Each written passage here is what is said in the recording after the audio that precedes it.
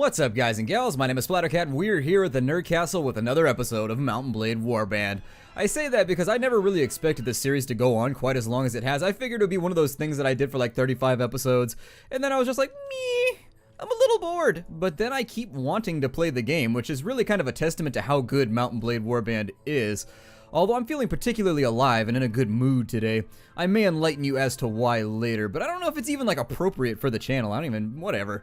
In any case, I'm feeling really good today, and I think that's probably a pretty good sign for any type of content that we could be pushing out together. So take my hand and push, and then hopefully by the end of this episode, we will be in an amazing situation.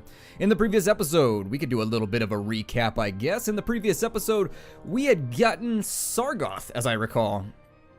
I tried to mix. I was going to say we had gotten given, and I think right in the middle of that sentence, my brain decided to say both words simultaneously, so I was like, gotten even! And it was just some indecipherable word that nobody even knows. Really, 12? There's a group right there. Why can't they just stack? Well, in the previous episode, we had been given Sargoth, which was a little bit of a letdown. So on one hand, it's our first capital city that's been gifted to us, which is really good for us. That's like, it's a status that really kind of shows how far we've come in the world. We've gone from being nobody to being a, you know, we started out being even worse. We started out being a female in a medieval world, and this game really sort of hobbles you if you're a female character in the respect that you can't really get fiefs, things of that nature. It's difficult to get things given to you because nobody respects you, and so we started out basically just being not respected. Everybody's kind of looked down upon us, and then we found ourselves now at a really high status in the realm, as though we kind of have a major capital. Sargoth is kind of a big deal. It's kind of like having, oh, I don't know, Suno or Pravin given to you. It's kind of a major thing. So we're sort of a big deal now. We started out nobodies, but we're, hey, with the axing, pal. With the axing. We kind of started out no big deal, but then we're kind of a big deal now. I mean, we can almost brag about ourselves on Reddit. I might do an I am a pretty soon. I mean, greetings, I am a noble lord of Calradia who recently found herself going from being a peasant into becoming a noble mistress.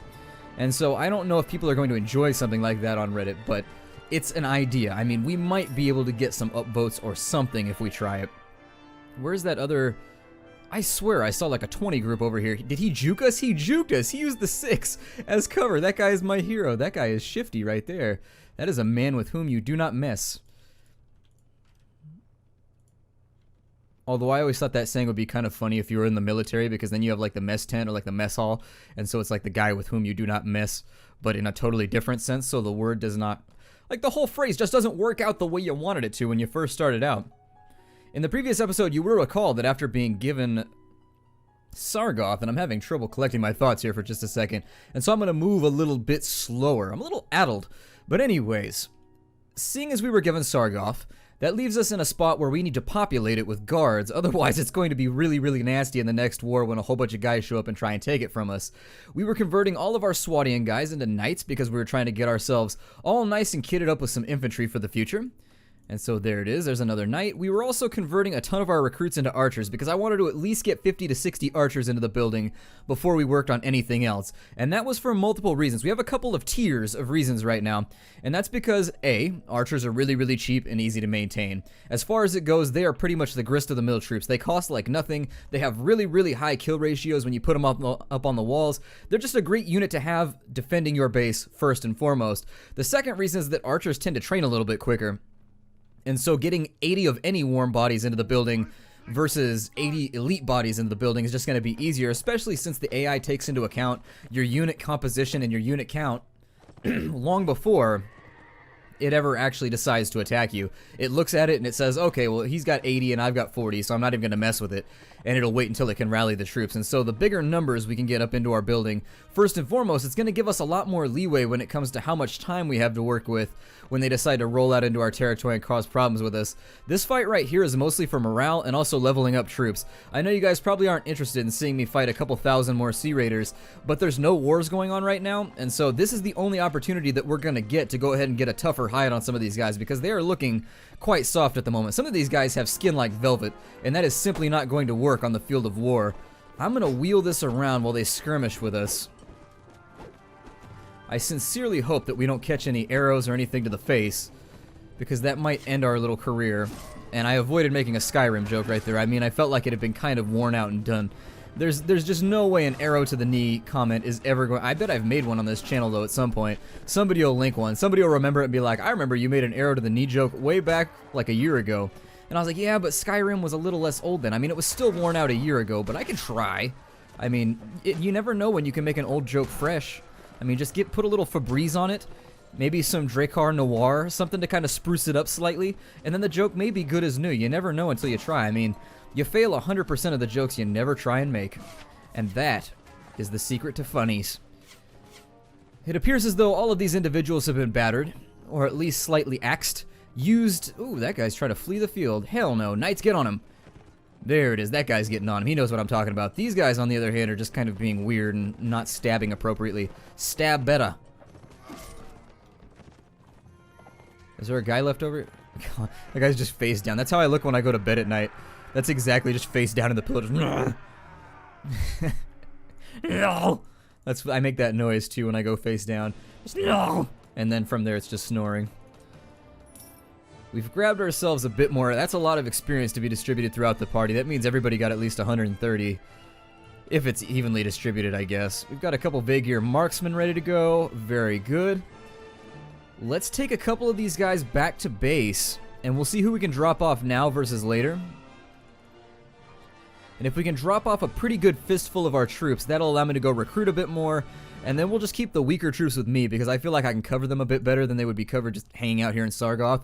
I do wish that there was a training mechanic in Sargoth where I could, say, leave one of my elites along with him, like Lazalit or maybe Artimener, and he would sit back here and drill my troops and they would upgrade themselves over time. That would be a system that I would love to see implemented whenever Bannerlord decides to come out. But until then, we'll just have to suffice with the things that we have been given. We will have to be thankful for our unleavened bread. Because if we bitch too loud, he may pull a full fish on us and then never make another game again. And so you gotta be careful. You gotta be very, very careful. You don't want to run game developers out of the industry, especially when they're badass game developers. We didn't really that was a big fight, and we didn't upgrade anything from it, and that disappoints me. I was sincerely, there's a 41 group right there. We can run him down. How's our morale looking? Our morale has got to be pretty bad at the moment. 55. A lot of riding and not a whole lot of biting going on. My troops bite. When they run out of other ideas in combat, they just get to the biting. They get in there. And some of them have incisors that are wolf-worthy. Definitely some space wolves up in this group. Like Matheld, incisors that are terrifying. Absolutely horrific. Probably a sign of her nobility, if we're being completely and totally honest with the situation. I don't know how these sorts of things work in Calradia. Our sword sister's already up and in there getting herself whacked by any type of troop. Yep, she's already unconscious. It only took that long. I'm going to try and get rid of some of the guys with javelins that are throwing out of this melee into the middle.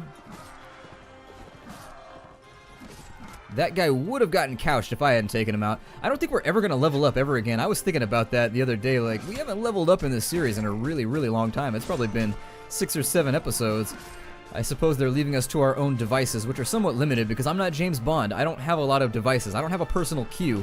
If they assigned you a personal queue when you got on YouTube, I think there's already a lot of people trying to be on YouTube, but if you got your own personal queue to give you devices and gadgets and things, you would probably see a lot more people on YouTube. I'd be happy for an ice tray that just has little kitty faces or something. I don't even need gadgets. I would just like novelties.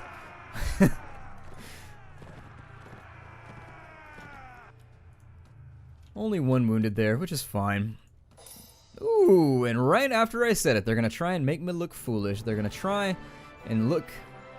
Ooh, what happened here? Let me figure out how many people... Okay, so we got Nord veteran archers, finally. So these are the guys that we're trying to work up with. I thought these guys were going to upgrade a lot faster, and it just hasn't been happening. Mercenary cavalry are upgraded, which is really super stellar, because look at these guys. They come with banded mail, which makes me wonder how good they are by comparison to knights. They've got to be pretty damn good if they're rocking the banded mail. That at least puts them up, I think, at the same eye level. That Vagear knights... Oh, I thought that was a Swadian knight. Never mind, I'm looking at the wrong guy. So yeah, they've pretty much got the same loadout. Well, their horse looks a little bit weaker, assuming that there's no variability in their horse class. They don't have the banded mail horse. They have the chainmail horse, which is a little bit weaker, but still not a bad unit for what you're paying for. I mean, I think they cost 300 when you buy them one by one. Here we want to go with, God, we could go with an extra charisma and then go with another leadership, which, if we're going to be king, is probably pretty important. Let's go for it. We'll go for an extra charisma. We've got an extra, I almost said an extra spill point. Nope, we're not BP. We don't stock those. We don't have lots of points in spilling. We have lots of points in skilling. What did I want to do here? Well, we could go with Iron Flesh, I guess, to give ourselves 57 HP.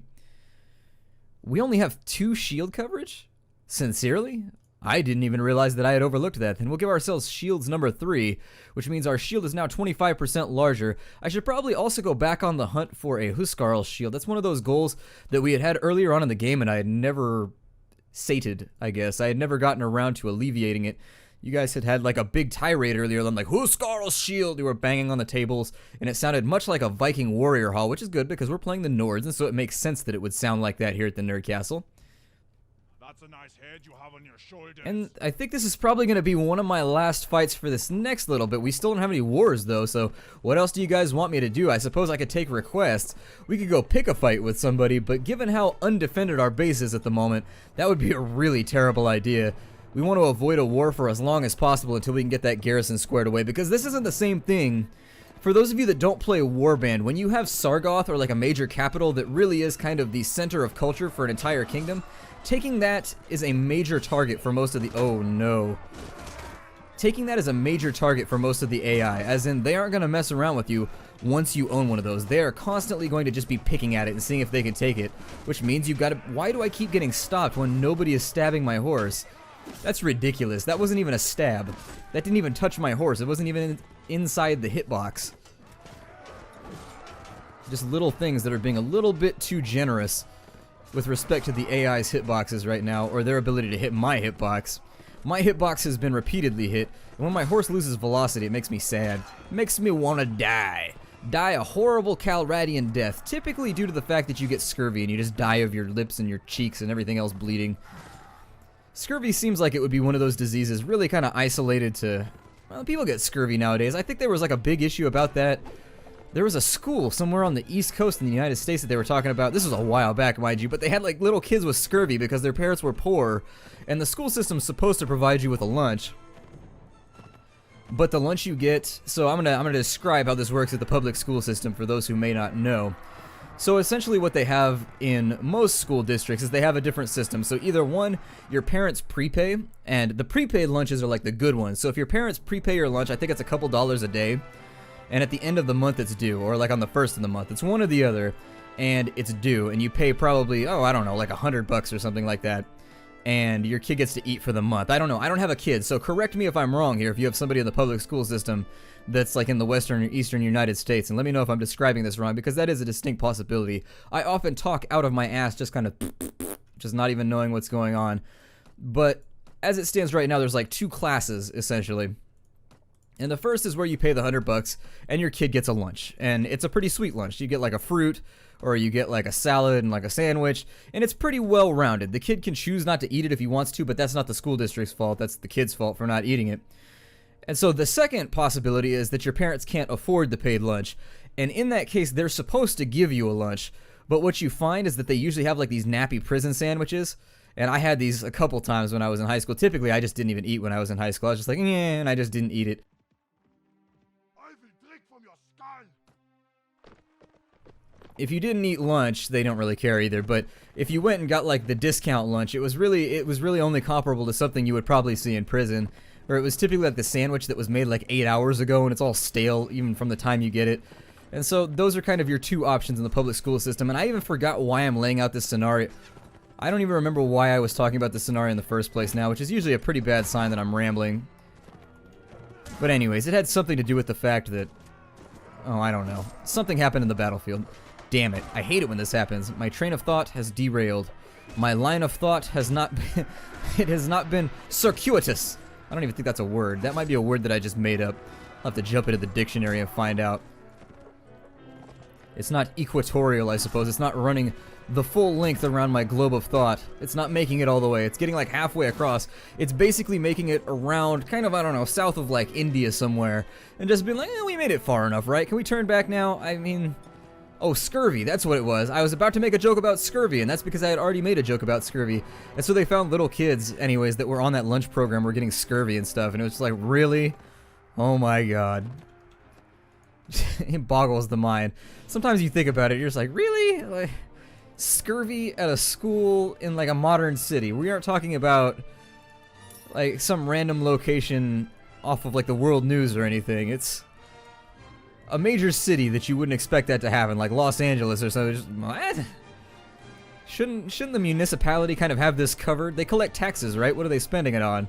Or they just kind of like throw it all up in the air and dance around over new streetlights? Although I've lost all faith in any municipality's ability to allocate funds. When I saw the other day, I think I talked about this already at one point. Well, boss at last, oh good, welcome back. And so we gained right to rule. And so that puts us at character report. Right to rule is at 63, which is a pretty high amount. Let me do my upgrades, and we're doing another battle here. We're just not upgrading at the rate that I would like to. We'll do a couple more archers, I guess. There's a marksman right there. We'll turn them into veteran archers. One more Knight. A couple more archers. Some men-at-arms, and that looks like about all we've accomplished here today.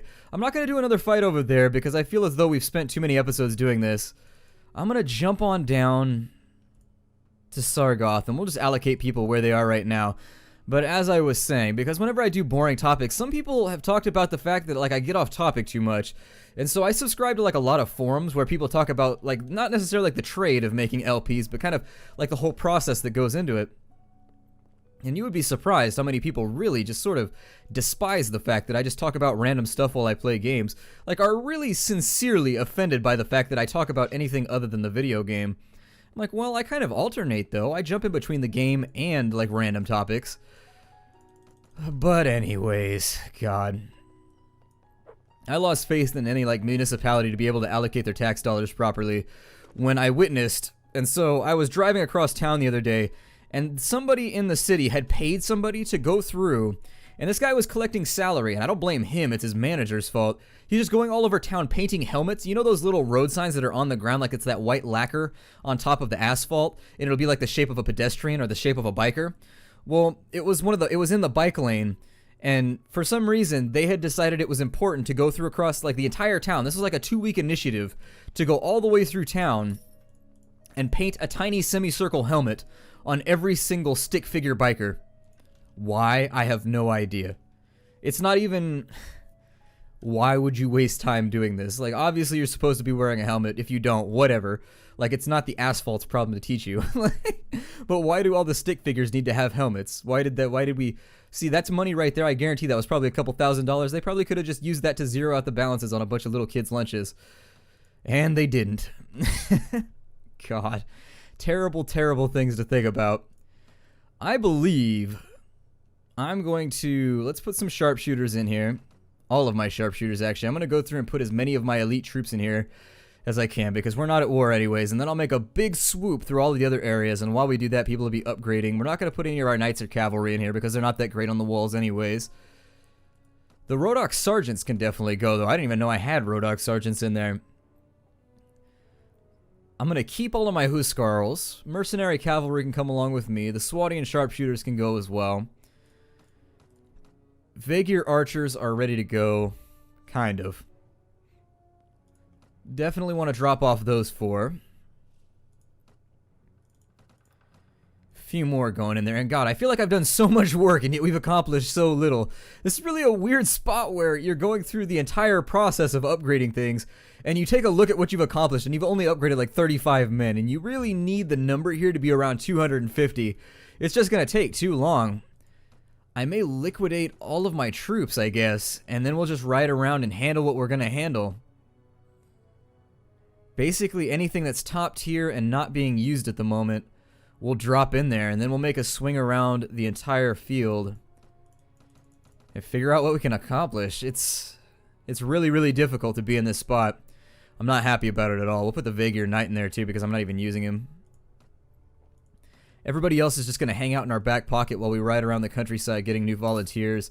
I'm going to try and pick up... I think we're probably about good on infantry. We'll go back by Ambien though and see if we can't pick up like an ultimate 5-finger discount over here and just get a fistful of units for really, really cheap. 10 Nord recruits, there it is. So anytime you can get your hands on a fistful of unit, you can insert your own joke, right? I'm being crass again.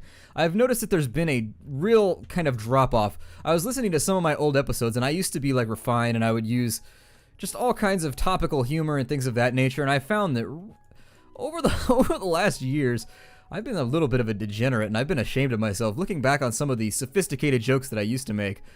I don't know what's happened. I think I've lost brain cells or something. I don't know if it's because I've just been huffing paint too much or something. I haven't been huffing paint. That was a joke.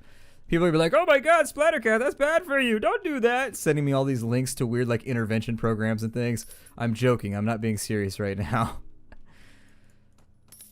Ooh, that seems about right. We'll grab a bunch of these guys and see if we can't turn them into sharpshooters, which would be a really, really nice thing to have on our walls.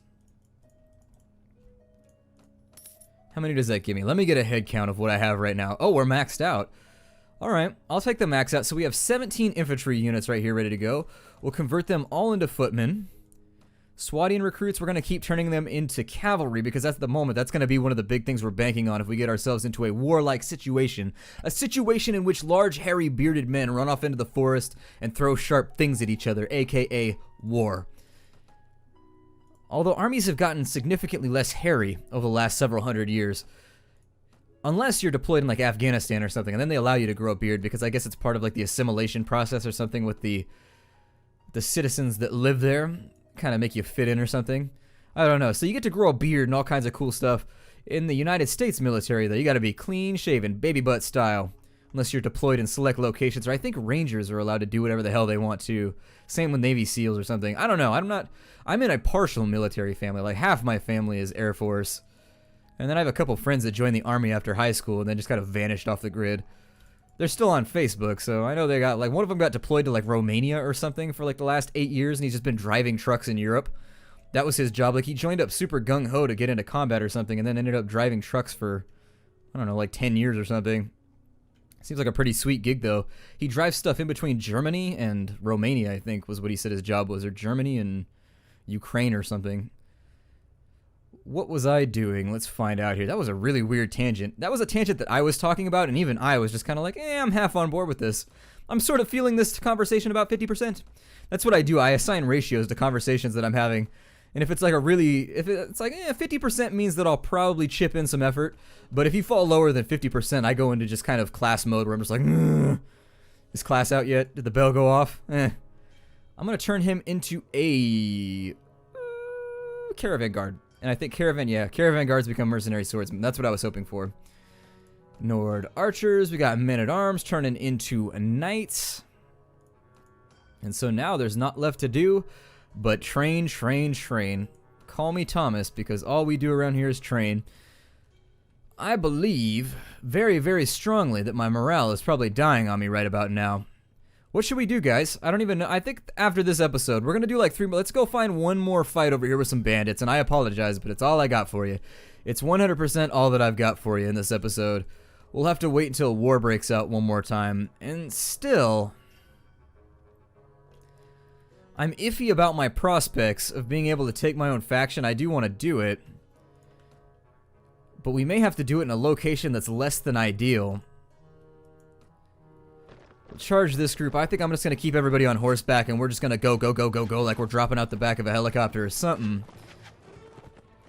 That always seemed like a pretty sweet job too. I don't know what guy in the military gets to do that job, but it's the job where you get to roll out of a helicopter like backwards into the ocean and just be like sploosh.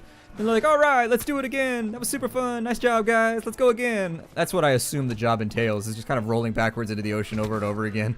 Because that's the only part you ever see when they're playing the awesome AC/DC music. Man, I lost a man-at-arms to a tundra bandit or something? God.